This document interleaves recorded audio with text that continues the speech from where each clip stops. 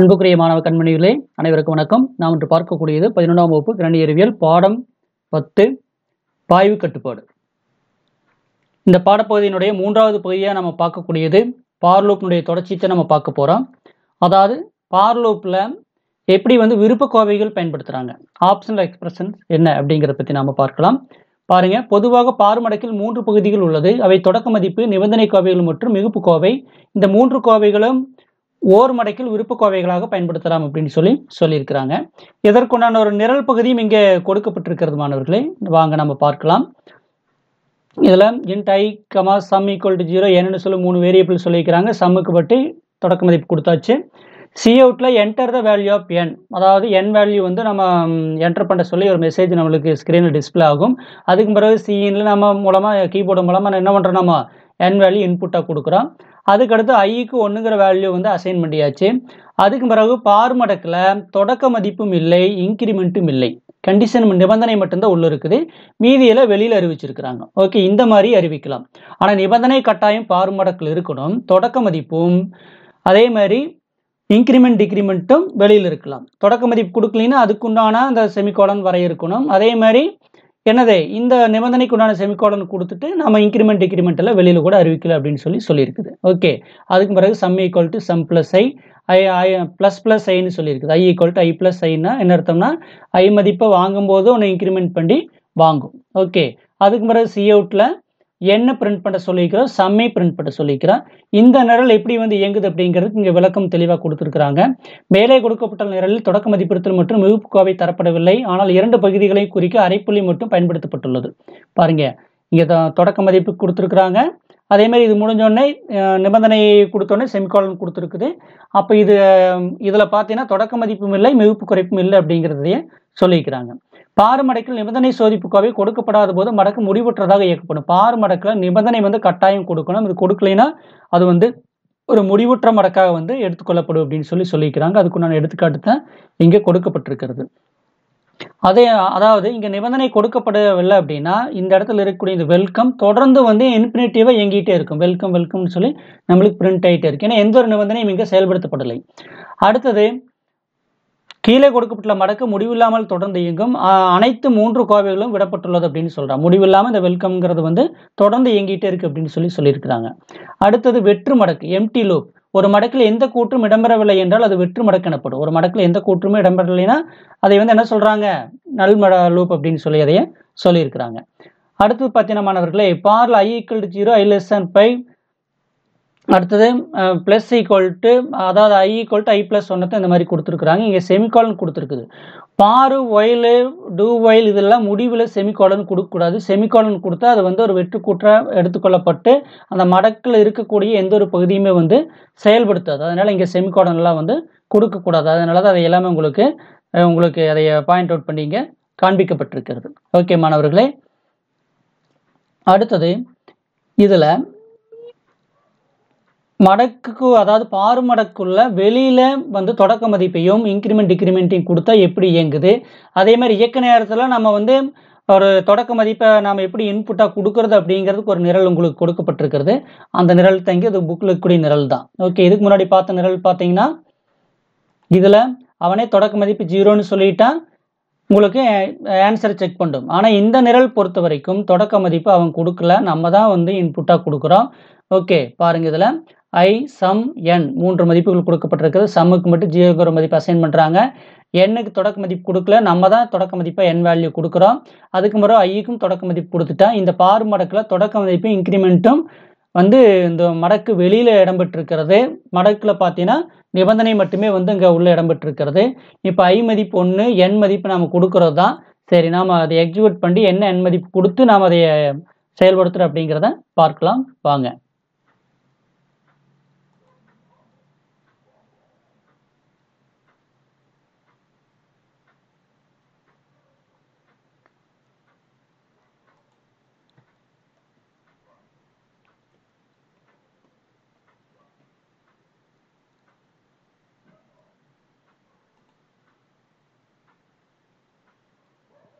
Okay மாணவர்களே, enter the value of என் அப்படின்னு சொல்லி நம்மளுக்கு மெசேஜ் கேட்கும். என் வேல்யூ கேட்குது. இப்போ என் வேல்யூ வந்து நாமளாக கொடுக்குறதா நான் ஒரு இப்போ 10 அல்லது 5ன்னு ஒரு என் வேல்யூ கொடுக்குறேன். 5ன்னு கொடுத்தாச்சு.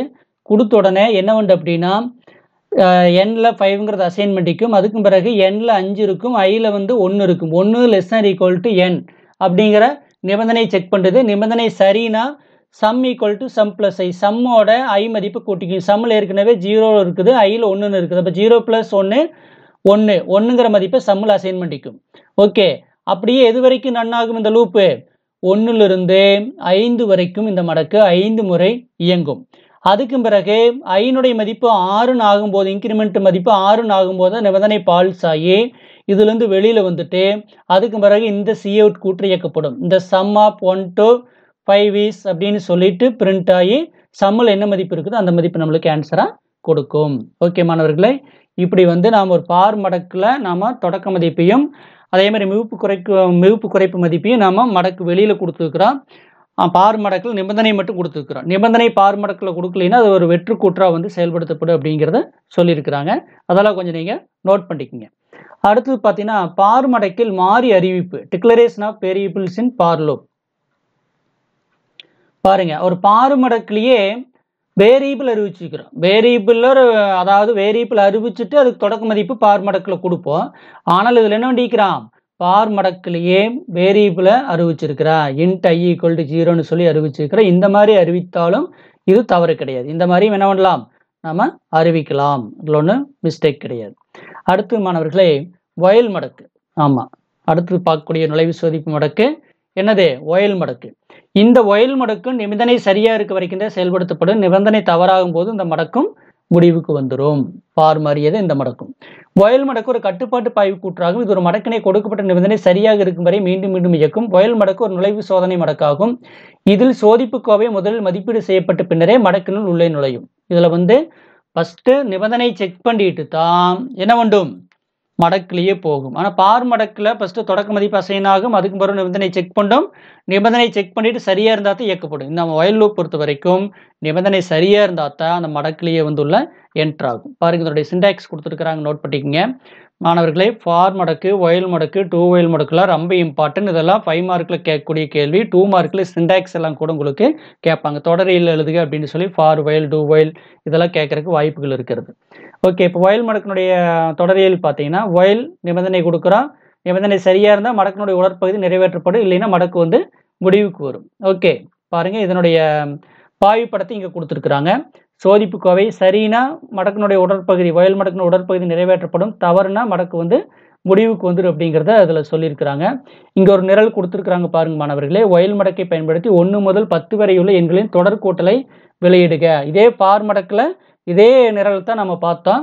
இதே நிரல் என்ன பண்ணுறாங்க, இப்போ வந்து வயல் மடக்குலையும் சொல்லியிருக்கிறாங்க. இப்போ இங்கே இன்ட் i = 1ன்னு தொடக்க மதிப்பு கொடுத்துட்டாங்க. சம் = 0ன்னு தொடக்க மதிப்பு கொடுத்தாச்சு. நிபந்தனை செக் பண்ணுறது. நிபந்தனை சரியாக இருந்தால் மட்டுமே சம் = சம் + i ஒர்க் ஆகும். ஒருவேளை நிபந்தனை தவறாக இருந்தால் என்னது, இந்த கால்குலேஷன் இங்கே நடக்காது, மடக்கு வந்து முடிவுக்கு வந்துடும். அப்போ நிபந்தனை தவறாக இருந்துச்சுன்னா சரியாக இருக்குது, i <= 10னா 1 < 10 நிபந்தனை சரின்னு இந்த கூற்று என்ன ஆகும், சம் = சம் + iங்கிறது இயங்கும். அதுக்கடுத்து சம்மில் 0 இருக்குது, ஐயில் 1 இருக்குது. 0 + 1 1ங்கிற மதிப்பை சம்மில் அசைன் பண்ணிடும். அதுக்கு பிறகு இன்க்ரிமெண்ட் நடக்குது. ஐ மதிப்பு 2ன்னு ஆகும். 2 < 10 நிபந்தனை சரின்னு சம் = சம் + i. சம்மில் ஏற்கனவே 0 இருந்து 1ன்னு மாறிடுச்சு. அப்போ ஐயில் 2ன்னு இருக்குது. அப்போ 1 + 2 3ன்னு சம்மில் அசைன் ஆகும். இப்படியே எது வரைக்கும் இயங்கும், ஐயினுடைய மதிப்பு 10 இருக்க வரைக்கும் இயங்கும். ஐயினுடைய மதிப்பு 11ன்னு வரும்போது தான் நிபந்தனை பால்ஸ் ஆகி இந்த மடக்கு வந்து முடிவுக்கு வந்துட்டு சம்மில் இருக்கிற மதிப்பு வந்து நம்மளுக்கு பிரிண்ட் பண்ணி காமிக்கும். அப்போ ஐயனோட பார்த்தீங்கன்னா சம்மில் என்ன மதிப்பு இருக்குன்னா 55ங்கிற மதிப்பு வந்து இடம்பெற்றிருக்கும் அப்படிங்கிறது உங்களுக்கு ஆன்சராக சொல்லும். ஐயனுடைய மதிப்பு 11 வரும்போது தான் நிபந்தனை பால்ஸ் ஆகும். அதனுடைய விளக்கங்கள் எல்லாம் தான் இங்கே பகுதியில் கொடுக்கப்பட்டிருக்குது மாணவர்களே. இதெல்லாம் நீங்கள் கொஞ்சம் நீட்டாக படித்து பார்த்து தெரிந்து கொள்ள வேண்டும். இப்போ இந்த நிரல் எப்படி இயங்குது அப்படிங்கிறத நாம பார்க்கலாம் வாங்க. அதே சேம் ப்ரோக்ராம் தான். ஓகே, இங்கே பார்த்தோம் பார்த்தீங்களா, இதே நிரல் தான். ஓகே, இங்கே பார் மடக்கிலேயே தொடக்க மதிப்பு, நிபந்தனை, இன்க்ரிமெண்ட் எல்லாம் எழுதிக்கிறோம்.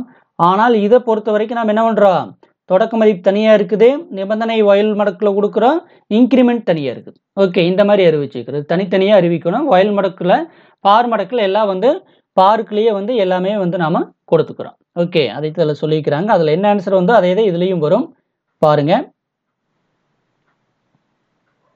ஓகே, 1லேருந்து 10 வரைக்கும் நம்ம கூட்டும்போது நம்மளுக்கு 55ங்கிற ஆன்சர் டிஸ்பிளே ஆகும். ஓகே, ஐனுடைய மதிப்பு 1, சம்முடைய மதிப்பு 0. வயலில் நிபந்தனை செக் பண்ணு, நிபந்தனை சரியாக இருந்தால் தான் sum equal to sum plus ஐன்னு பிரிண்ட் அந்த கால்குலேஷன் நடக்கும். அதுக்கடுத்து இன்க்ரிமெண்ட் நடந்து திரும்ப வந்து செக் பண்ணுறோம். இங்கே நிபந்தனை பால்ஸ் ஆகும்போது இந்த பிளாக் இயங்காது. இந்த ஏரியாவுக்கு பார்த்தீங்கன்னா ஓப்பனிங் க்ளோசிங் இந்த பகுதியில் இருக்கிறது இயங்காது. உடனே இந்த CO2 ரன் ஆகிறதுக்கு ஆரம்பிச்சுக்கும். ஓகே மாணவர்களே, சரி, இதுதான் வந்து வயல் மடக்கு. இது வந்து ஒரு நுழைவு சோதிப்பு மடக்கு அப்படின்னு சொல்லலாம். அடுத்து மாணவர்களே, அடுத்த ஒரு நிரல் கொடுத்துருக்குறாங்க. இதில் வயல் மடக்கை பயன்படுத்தி 5 எண்களை உள்ளீடாக பெற்று அவற்றை கூட்டுத்தொகை மற்றும் சராசரி கணக்கிடுங்கிறான். இது வயல் மடக்கு பயன்படுத்த சொல்லியிருக்கிறான். 5 நம்பரை கூட்ட சொல்லியிருக்கிறான். கூட்ட சொல்லிட்டு அதனுடைய சராசரியும் கேட்டிருக்கிறான். ஓகே, இன்புட் 5 நம்பரை கொடுத்துட்டு சராசரி கேட்டிருக்கிறேன். இதில் வந்து நம்ம தான் இன்புட் கொடுக்குறோம். இங்கே பார்த்தீங்கன்னா தெரியும், தொடக்க மதிப்பு ஐ கொடுத்துருக்குறாங்க, நம் ஒரு வேரியபிள், ஆவரேஜ்னு ஒரு வேரியபிள், சம்னு ஒரு வேரியபிள், இதுக்கும் தொடக்க மதிப்பு கொடுத்துட்டாங்க. 4 வேரியபிள் அறிவிக்கப்பட்டிருக்கிறது. 2 வேரியபிள்கள் வந்து தொடக்க மதிப்பு கொடுக்கப்பட்டிருக்கிறது. வயல் மடக்கில் பார்த்தீங்கன்னா மாணவர்களே, I less than equal to 5 அப்படின்னு சொல்லியிருக்கிறாங்க. அப்போ ஐனுடைய மதிப்பு 5 குறைவாக இருக்க வரைக்கும் இயங்கும். ஐனுடைய மதிப்பு 6ன்னு வரும்போது கண்டிஷன் பால்ஸ் ஆகி இந்த பிளாக்ல இருக்கக்கூடியது எதையுமே செயல்படுத்தாது. உடனே இந்த மடக்குலேருந்து என்ன ஆயிரும், வெளியில் வந்துடும். அதுக்கு பிறகு ஆவரேஜில் இங்கே இந்த வயல் மடக்கில் என்ன சொல்லிக்கிறாங்கன்னா, என்டர் த நம்பர்னு சொல்லிக்கிறாங்க. சின்ல நம்பர் இன்புட்டாக கேட்கும். அதுக்கு பிறகு sum equal to sum plus number, sum கூட நம்பரை கூட்டி சம்மில் அசைன் பண்ணிக்கும். இன்க்ரிமெண்ட் நடக்குது. அதுக்கு பிறகு நிபந்தனை பால்ஸ் ஆனால் தான் என்ன ஆகும், average equal to sum by 5.0 அப்படிங்கிறது ஆவரேஜ் கால்குலேஷன் பண்ணி சம்மில் என்ன மதிப்பு இருக்கிறதையும் பிரிண்ட் பண்ணிடும், ஆவரேஜில் என்ன மதிப்பு இருக்கிறதையும் நம்மளுக்கு பிரிண்ட் பண்ணிடும். சரி, இந்த நிரல் வந்து எப்படி இயங்குது அப்படிங்கிறத இங்கெல்லாம் உங்களுக்கு தெளிவான விளக்கத்தோட இடம்பெற்றிருக்கிறது மாணவர்களே. இதையெல்லாம் கொஞ்சம் நீங்கள் நோட் பண்ணிக்கணும். சரி, இந்த நிரலை நம்ம இயக்கலாம் வாங்க. சேம் நிரல் தான் புக்கில் கொடுக்கப்பட்டிருக்கிறது. ஓகே, 4 வேரியபிள், 2 வேரியபிள் தொடக்க மதிப்பு கொடுத்துருக்குது. நிபந்தனை செக் பண்ணுது. செக் பண்ணோடனே நம்மகிட்ட இன்புட்டை கேட்கும். ஓகே, இன்புட் கொடுத்தோடனே இந்த கால்குலேஷன் நடக்கும், இன்க்ரிமெண்ட் நடக்கும். இந்த இன்க்ரிமெண்ட் எல்லாம் அதாவது இந்த நிபந்தனையெல்லாம் எது வரைக்கும்னா ஐனுடைய மதிப்பு 5ன்னு இருக்க வரைக்கும்.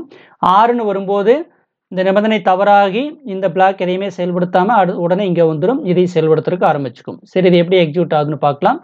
நீங்கள் எக்ஸிக்யூட்டுங்கிற மெனுவில் போயிட்டு கம்பைல் அண்ட் ரன் கூட கொடுக்கலாம்.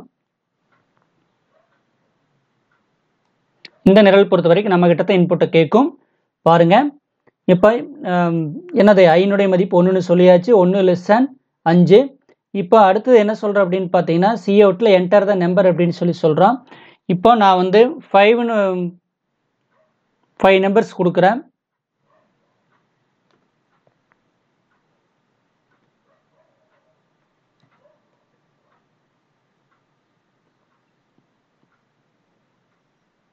இது பார்த்தீங்கன்னா தெரியும், 5 நம்பர் தான் நம்ம இங்கே கொடுக்க முடியும். ஐனுடைய மதிப்பு 1 லெஸ் தேன் ஈக்குவல் டு 5.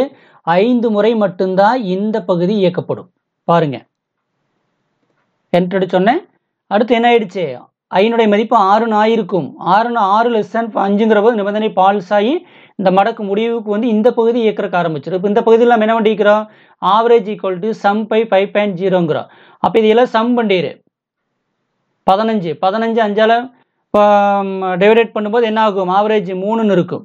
சம்னுடைய மதிப்பு 15. இதை கூட்டி பார்த்தீங்கன்னா தெரியும் 15. ஓகே, சம்மில் 15 அசைன் ஆகிருக்கும். அதே மாதிரி ஆவரேஜில் 3ன்னு இருக்கும். ஓகே மாணவர்களே, இப்படித்தான் வந்து இந்த கூற்று இயக்கப்படும், மறந்துடாதீங்க. ஓகே, இந்த மடக்கு எத்தனை முறை இயக்கப்படுங்கிறத இங்கே தீர்மானிச்சாச்சு. 5 முறை இயக்கப்படும். இந்த ஐனுடைய மதிப்பு 6ன்னு வரும்போது இந்த செயல்பாடு எதுவும் நடக்காது. நம்மக்கிட்ட என்ன நம்பர்னுடைய மதிப்பை கேட்டு வாங்காது. உடனே இந்த மடக்கு முடிவுக்கு வந்து ஆன்சர் கொடுக்கறதுக்கு ஆரம்பித்து விடும். அடுத்தது வயல் மடக்கினுடைய மாறுபட்ட வடிவங்கள். ஆமாம், பாருங்க, வயல் மடக்கு பல்வேறு வடிவங்களை பெற்றிருக்கலாம். அது வெறுமை மடக்காகவோ அல்லது முடிவற்ற மடக்காகவோ இருக்கலாம். ஒரு வெறுமை வயல் மடக்கின் உடற்பகுதியில் நல் கூற்றை தவிர வேறு எந்த கூற்றும் இடம்பெற்றிருக்காது. நல் கூற்று என்பது அரைப்புள்ளி ஆகும். நல் கூற்றுங்கிறது என்ன சொல்றான், அரைப்புள்ளி தான் வந்து நல் கூற்று அப்படின்னு சொல்றோம். ஒரு வயல் மடக்கு முடிவில் செமிகாலன் கொடுத்தீங்கன்னா அது வந்து நல் கூற்று ஆயிரும். பாருங்க, I equal to 0 வயல் லூப்பில் இங்கேயே கூட இன்க்ரிமெண்ட் எல்லாம் கொடுக்கலாம். ஓகே, ஆமாம். ஆனால் இங்கே மடக்கில் எந்த ஒரு செயல்பாடும் இல்லை, எந்த ஒரு கூற்றும் கொடுக்காதனால இதை வந்து ஒரு காலி மடக்கு அப்படின்னு சொல்லி சொல்றான். இங்க நிபந்தனையெல்லாம் கொடுக்குற, இன்கிரிமெண்ட் கொடுக்குறான். இதை செக் பண்ணிட்டு நம்மளுக்கு ஆன்சர் சொல்றதுக்கு நம்ம எந்த ஸ்டேட்மெண்ட்டுமே எழுதல, அதை தான் இந்த இடத்துல சொல்றான். மேலே கொடுக்கப்பட்டுள்ள குறிமுறையில் மடக்கு ஒரு தாமத மடக்காக கொடுக்கப்பட்டுள்ளது. நேர தாமத மடக்கு ஒரு நிரலை சில நொடிகள் இடைநிறுத்த பயன்படுகிறது அப்படின்னு சொல்லி சொல்லியிருக்கிறாங்க. ஓகே, இதே மடக்கில் இந்த மாதிரி வேல்யூ ஆஃப் ஐ இஸ் அப்படின்னு சொல்லி ஐயை பிரிண்ட் பண்ண சொல்லியிருந்தா இது ஓகே. ஆனால் இந்த மடக்கில் என்ன பண்ணல, அவன் அந்த பாடி ஆஃப் த லூப் எதையுமே சொல்லலை.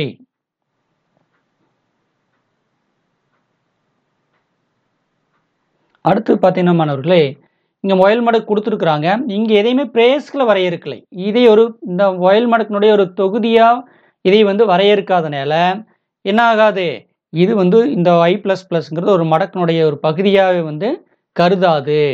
ஓகே, ஆமாம், இது வந்து ஒரு முடிவிலா மடக்காத்தான் வந்து செயல்படும் அப்படின்னு சொல்லியிருக்கு.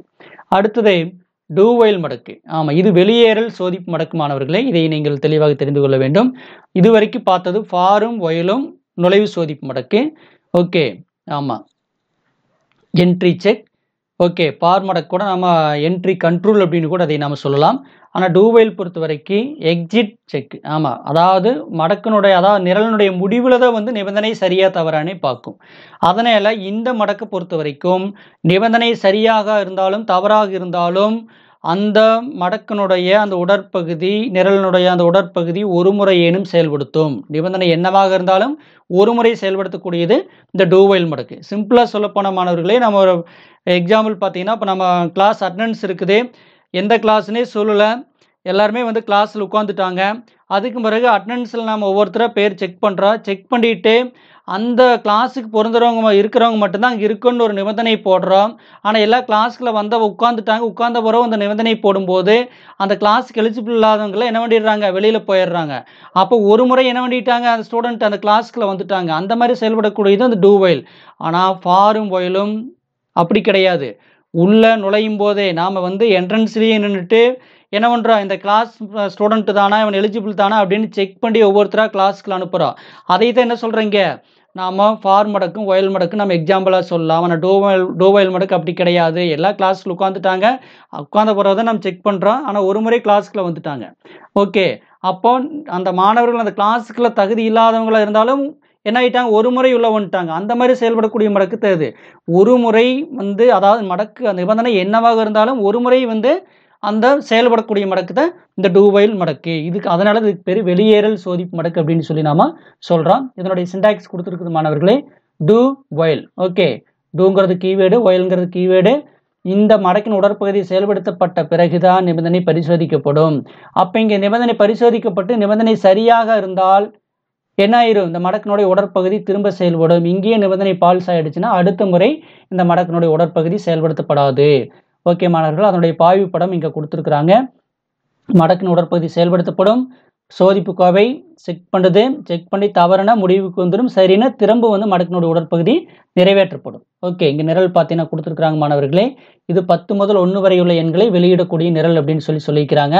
நம்பர்னுடைய மதிப்பு 10. டூ ஒயில் மடக்கு. சி அவுட்ல என் பிரிண்ட் பண்ண சொல்லிட்டோம். இந்த எண்ணில் 10 இருக்குது, 10 பிரிண்ட் பண்ணிடும். அதுக்கு பிறகு கமா கொடுத்து பிரிண்ட் பண்ணும். அடுத்து என் மைனஸ் மைனஸ் டிக்ரிமெண்ட் கொடுத்துருக்குறோம், இன்க்ரிமெண்ட் கொடுக்காம டிக்ரிமெண்ட் கொடுத்துருக்குறோம். அதுக்கு பிறகு ஒயில் லூப்பில் என் கிரேட்டர் தேன் 0 அப்படின்னு சொல்லி கொடுத்துருக்குறோம். 0 என் மதிப்பு பெரியதான்னு பார்க்குது.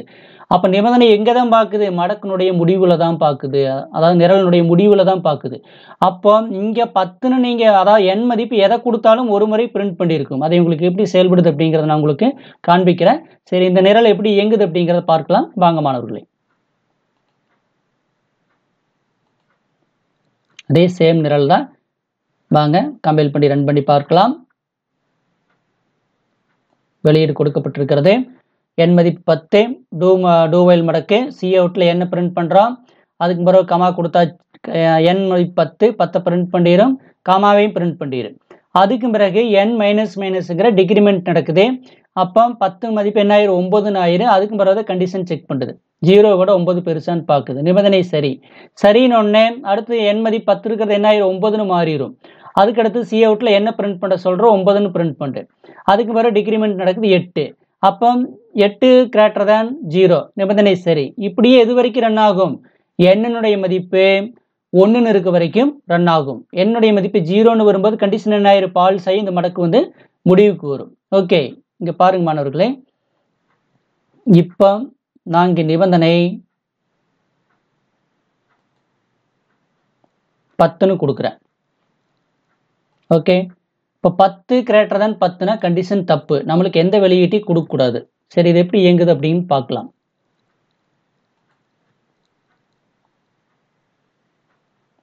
என்ன வெளியீடு கொடுத்துருக்குது, கண்டிஷன் தப்பு தான், ஆனால் அந்த பாடி ஆஃப் த லூப் என்ன ஆயிடுச்சு, இயங்கிடுச்சு, 10ங்கிற ஆன்சர் சொல்லிடுச்சு. ஓகே, அப்போ இந்த நிபந்தனை என்னவாக இருந்தாலும் மடக்கு என்னாகும், ஒரு முறையேன்னு நிறைவேற்றப்படும். இப்போ பாருங்க, இதுலயே நான் 5ன்னு கொடுக்குறேன் பாருங்க, கண்டிஷன் தப்பு தான், 5ன்னு கொடுத்தா கம்பைல் ரன் பண்றான், வெளியீடு 5ன்னு கிடைக்குதுங்களா? அப்போ இங்க நம்ம செக் பண்றோம், n greater than 10, 10 விட n மதிப்பு பெரியதா இருக்கணும், அப்பதான் நிபந்தனை சரி. ஆனா n மதிப்பு 5ன்னு தான் சொல்லி வைக்கிறோம், கண்டிஷன் தப்பு தான். ஆனா கண்டிஷன் தப்பா இருந்தாலும் என்ன ஆயிடுச்சு, இந்த n வேல்யூ ஒரு முறை பிரிண்ட் ஆயிடுச்சு. அதனாலதான் உங்களுக்கு இந்த கிளாஸ் ஸ்டூடெண்ட் எக்ஸாம்பிள் நான் சொன்னது, நிபந்தனை என்னவாக இருந்தாலும் அங்க ஒரு முறை கிளாஸ்க்குள்ள உள்ள போயிட்டு வெளியில வந்துட்டாங்க. ஓகே, அந்த கிளாஸ் தகுதி இல்லாத மாணவர்களா இருந்தாலும் அதே மாதிரிதான் இங்க நிபந்தனை என்னவா இருந்தாலும் ஒரு முறை செயல்படுத்தப்படும். ஓகே, இப்போ 5ங்கிற மதிப்பு நம்மளுக்கு ஆன்சரா கிடைச்சிருக்குது. அதுக்கும் பிறகுதான் நிபந்தனை செக் பண்ணுது, நிபந்தனை பால்ஸ், இந்த மடக்கு முடிவுக்கு வந்து வேற எதையுமே ஆன்சரா சொல்லலை. ஓகே மாணவர்களே, இது எப்படி புரிஞ்சுட்டீங்களா? சரி, நம்மளுக்கு பழையபடியே நம்ம இந்த நிரல் என்ன கண்டிஷன் இருந்ததோ அதுக்கு மாத்திக்கலாம்.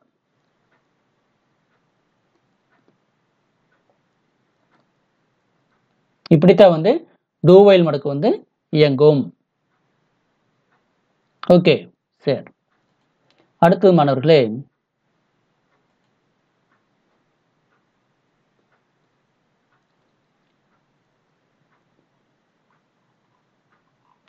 இந்த மேற்கண்ட நிரலில் n என்ற முழு எண் மாறியின் தொடக்க மதிப்பு 10 நிறுத்தப்படுகிறது. அடுத்து n மதிப்பு 10 என வெளியிட்டு பின் 1 குறைக்கப்படும். இப்போது 9 greater than 0 நிபந்தனை சரிபார்க்கப்பட்டு 9 என்று வெளியிடப்படும்.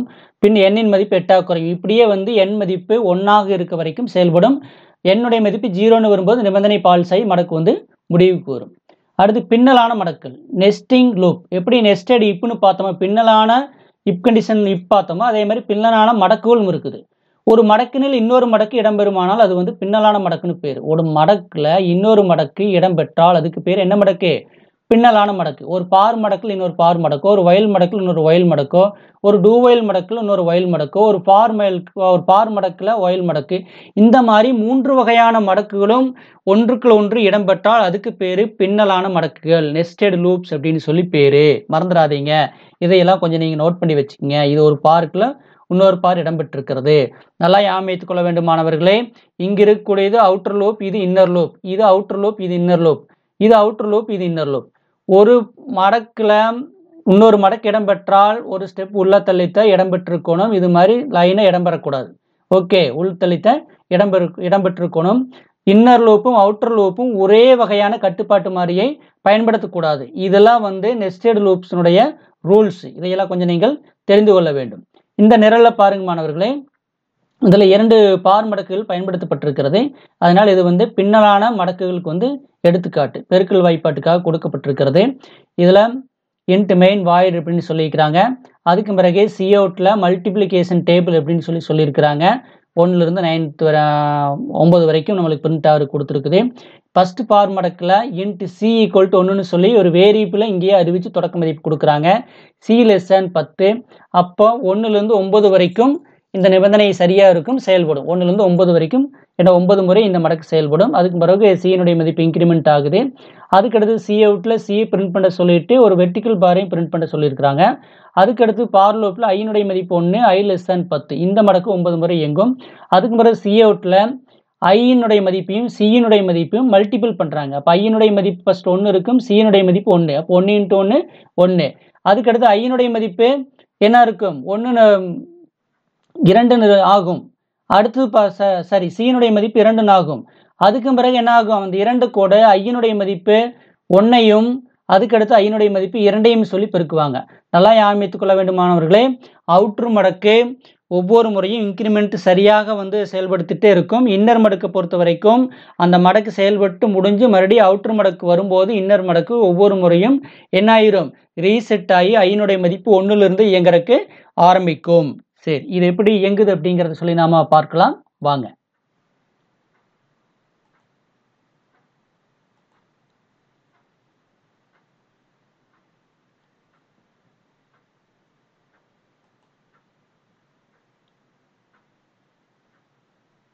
ஓகே மாணவர்களே, இந்த மல்டிப்ளிகேஷன் டேபிளுக்கு உண்டானது.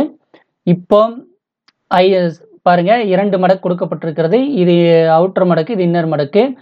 இப்போ சி மதிப்பு 1, கண்டிஷன் ட்ரூ. உடனே வந்து சி மதிப்பு பிரிண்ட் பண்ண சொல்லியாச்சு. அதுக்கடுத்து எதையும் பிரிண்ட் பண்ண சொல்லியாச்சு, இந்த வெர்டிகல் பாரை பிரிண்ட் பண்ண சொல்லியாச்சு. அதுக்கடுத்தது பார் மடக்கில் ஐனுடைய மதிப்பு 1, ஐ லெஸ் தேன் 10, ஐ ப்ளஸ் ப்ளஸ். இப்போ ஐனுடைய மதிப்பு 1, சியினுடைய மதிப்பு 1. அப்போ 1 × 1 1ன்னு சொல்லி பிரிண்ட் ஆயிரும். ஓகே, 1ன்னு சொல்லி பிரிண்ட் ஆயிரும்.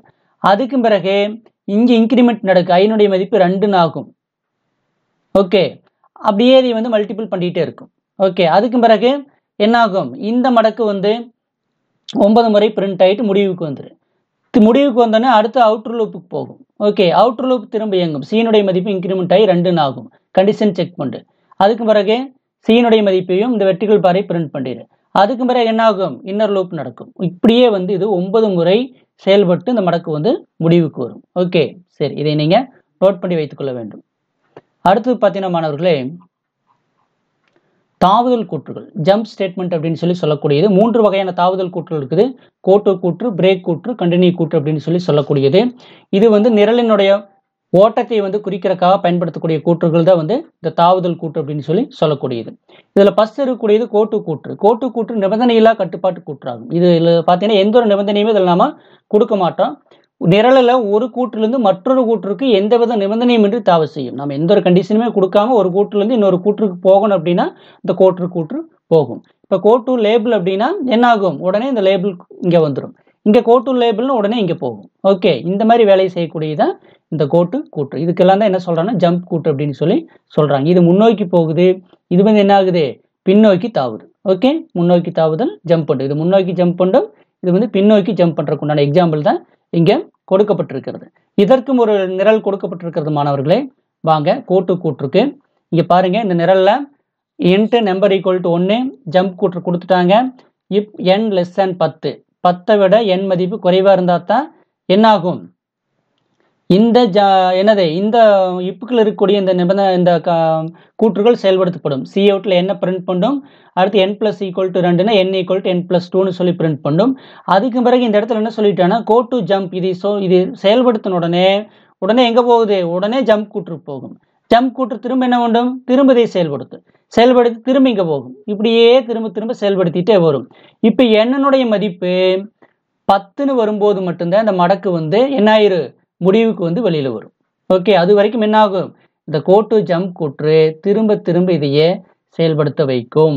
ஓகே, சரி, இது எப்படி ரன் ஆகுது அப்படின்னு சொல்லி பார்க்கலாம். இந்த இடத்துல வெளியீட்டில் ஒரு மிஸ்டேக் இருக்குது. சரி, நம்ம எப்படிங்கிறத நாம இதை எக்ஸிக்யூட் பண்ணி பார்த்துக்கலாம். 10.14 நிரல் இது. இதை எக்ஸிக்யூட் பண்ணி பார்க்கலாம். இதே சேம் ப்ரோக்ராம் தான்.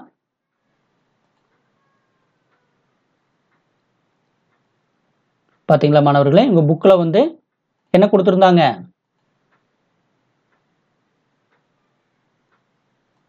இந்த இடத்துல 2ன்னு இருந்தது, 2 கிடையாது 3. எப்படி 3 வருது, எப்படி இது ஃபங்க்ஷன் ஆகுது அப்படிங்கிறத பார்க்கலாம். n மதிப்பு 1 ஜம்ப் கூற்றை பயன்படுத்திக்கிறாங்க.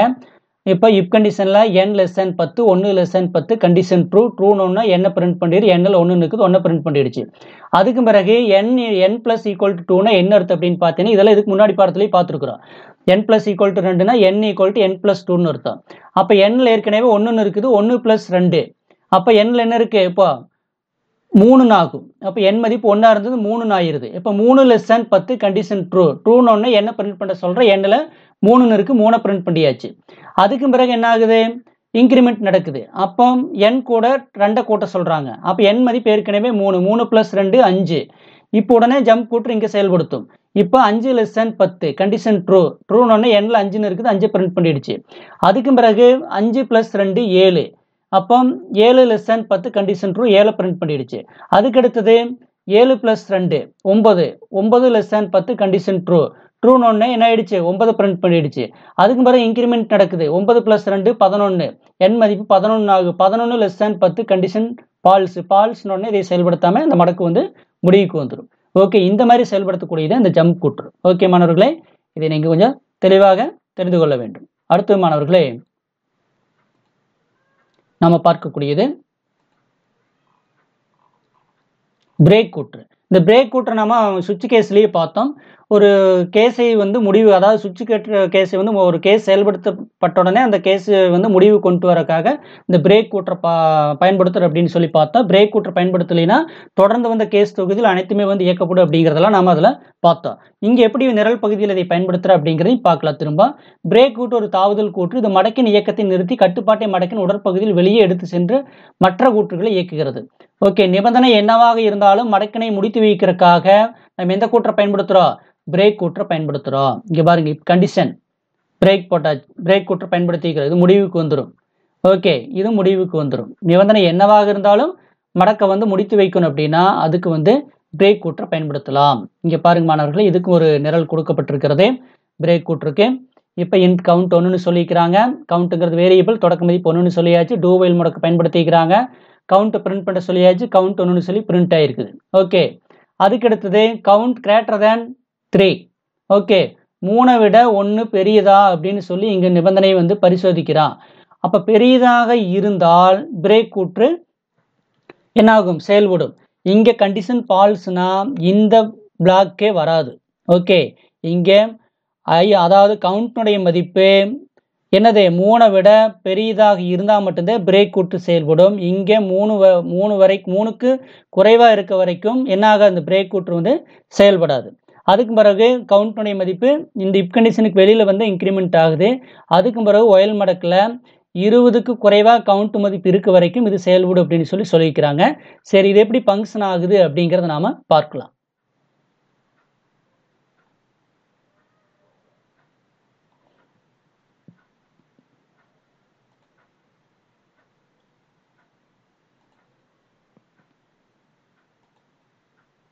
ஓகே மாணவர்களே, நாங்கள் இதை எக்ஸிக்யூட் பண்ணி பார்க்கும்போது உங்களுக்கு என்ன ஆன்சர் வருது, எப்படி ஏன் வந்து செயல்படலை அப்படிங்கிறதெல்லாம் உங்களுக்கு தெரிய வரும்.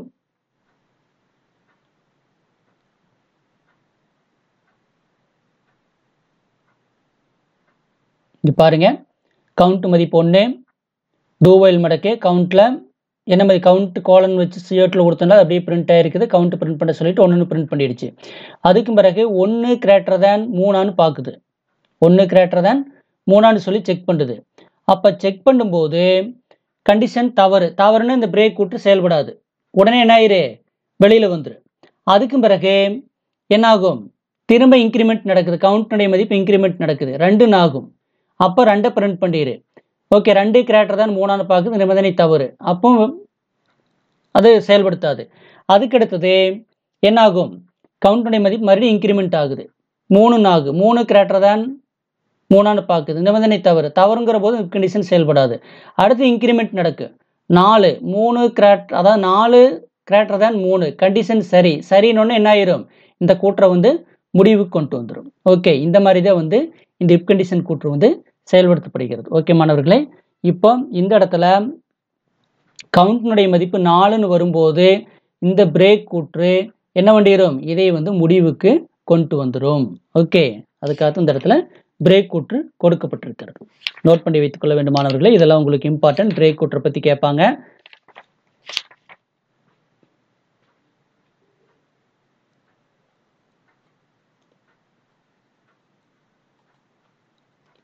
இதெல்லாம் கொஞ்சம் நீங்க நோட் பண்ணி வைத்துக் கொள்ள வேண்டும். இது ரொம்ப முக்கியமான கொஸ்டின்ஸ் தான். இதுல இருந்தெல்லாம் கூட உங்களுக்கு 2 மார்க் 3 மார்க் பிரேக் கூற்றை பத்தி எல்லாம் கேட்கறதுக்கு வாய்ப்புகள் இருக்கிறது. நோட் பண்ணிக்கங்க. ஓகே,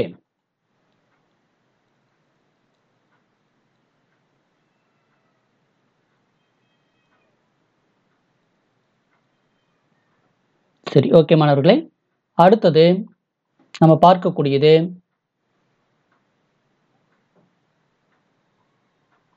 கண்டினியூ கூற்று. பாருங்க, கண்டினியூ கூற்று பிரேக் கூற்றை போல் செயல்படுகிறது. ஆனால் மடக்கை முடித்து வைப்பதற்கு பதிலாக மடக்கை அடுத்த சுழற்சிக்கு இட்டு செல்லும். அதாவது நிபந்தனை என்னவா இருந்தாலும் என்னாகும், அதோட நிறுத்திட்டு திரும்ப வந்து அந்த மடக்கு முதல்ல இருந்தே செயல்படுத்தக்கூடிய வேலையை செய்யறது எது அப்படின்னு பார்த்தீங்கன்னா கண்டினியூ கூற்று. ஒரு மடக்கினில் கண்டினியூ கூற்று இயக்கப்படும் பொழுது கண்டினியூ கூற்றை தொடர்ந்து வரும் கூற்றுகள் தவிர்க்கப்பட்டு மடக்கின் அடுத்த சுழற்சியை தொடங்க செய்யும். என்ன ஆகும் அப்படின்னா, கண்டினியூ கூற்றுக்கு பிறகு அந்த கண்டினியூங்கிற கீவேர்டுக்கு பிறகு இருக்கக்கூடிய எந்த ஒரு கூற்றையுமே செயல்படுத்தாம திரும்ப என்ன வேண்டும், ஆரம்பத்திலிருந்தே வந்து அந்த மடக்கை வந்து செயல்படுத்த வைக்கிறது தான் இந்த கண்டினியூ கூற்றினுடைய வேலை. ஓகே, இங்க பாருங்க கண்டினியூ கூற்று கொடுத்துருக்குது, இதுக்கு கீழே எதை செயல்படுத்தா திரும்ப ஃபர்ஸ்ட் இருந்தே வரும். இங்க கண்டினியூ கூற்று கொடுத்துருக்குது, இது எதை செயல்படுத்தாம ஃபர்ஸ்ட் இருந்தே வரும். இங்க கண்டினியூ கூற்று கொடுத்துருக்குது, இதை செயல்படுத்தாம திரும்ப ஃபர்ஸ்ட் இருந்தே வரும். ஓகே, அந்த மாதிரி இயங்கக்கூடிய கூற்று தான் இந்த கண்டினியூ கூற்று. இந்த நிரல் பாருங்க, i = 1, i < 10, i++. இந்த மடக்கு வந்து 1லிருந்து 10 வரைக்கும் 10 முறை இயங்கும். இப் கண்டிஷன்ல i = 6, ஐயினுடைய மதிப்பு 6ஆக இருந்தால் இந்த இடத்துல கண்டினியூ கூற்று வந்து செயல்படுத்தப்படுகிறது. ஓகே, அப்படி இல்லை அப்படின்னா ஐயை பிரிண்ட் பண்ண சொல்றேன். அதாவது ஐயினுடைய மதிப்பு 6ன்னு இருந்தால் கண்டினியூ கூற்று இயங்கும். ஒருவேளை ஐயினுடைய மதிப்பு 6 இல்லைன்னா எல்ஸ் கூற்றில் இருக்கக்கூடிய இந்த ஐ வந்து பிரிண்ட் ஆகும். சரி, இது எப்படி ஃபங்க்ஷன் ஆகுது அப்படிங்கிறத நம்ம பார்க்கலாம் வாங்க.